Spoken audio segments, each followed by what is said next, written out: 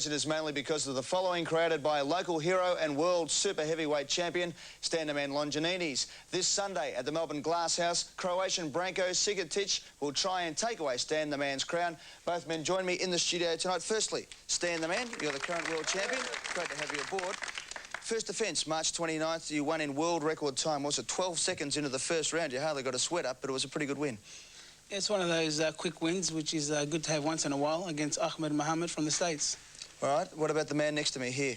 I don't think that's going to be as quick, no doubt about that. Branko, I've seen him fight a couple of times. You know, we're fortunate to go to Las Vegas and watch him fight against Dennis Alexia, where he drew a good fight. Branko has established himself as a great fighter in the world, so, you know, I think it'll be a hard fight. He'll have a big following with the Croatian fans, so I'm looking forward to a good battle. Now, we think of kickboxers and their training methods. We think probably of Rocky movies and very Spartan-type atmosphere in the gym, but you've been doing a little bit different this time at one of Melbourne's most palatial gyms, really. I've been spending a lot of time in recreation there with George Bassi. I think we have to get with the times. A lot more modern technologies come out now, and I think we've got to get there and spend some time, you know, with people that know more about the equipment that is new, you know, for the sport of kickboxing, where we can improve our skills. And that's what I've done with George Bassi the last 6 months, and I've improved my strength, my ability, my alertness in the ring, so I think I'm looking forward to putting it together on Sunday. OK, Stan. Well, Branko, you've got a great following here in Melbourne. A number of Croatians, about 400 turned up to your training camp. That must give you great hope going into this fight.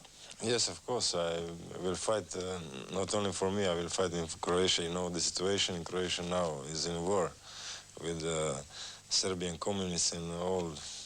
And many Croatian people will come to look this fight. Yeah. And you fought on the front line for Croatia as well, didn't you? Yeah, it was last year I was, and now I'm fighting all over the world and talking what is true, what's happening with my people and my country, you know. All right, well, this Sunday, Stand-the-Man, what do you know about his style of fighting? I see a few fights of Stand-the-Man on videotape, and I know that he's good fights, you know, and it will be very interesting fights. All right, then. Well, Stan, how do you think it's going to affect you going into this fight with so many people against you here in your hometown? I think it's great to see the Croatians, you know, getting right behind Branko. Branko, I've been fortunate to meet him on a couple of occasions, and he's a gentleman, and the Croatians should get behind him because he's a Sportsman of the Year there a couple of years ago.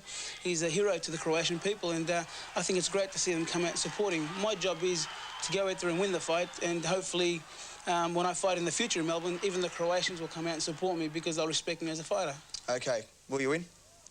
I think we will both be carried out of the ring. The only difference is that I'll be carried on people's shoulders as victorious. Well, what about you, Branko? Do you think you can knock him off? I'll try.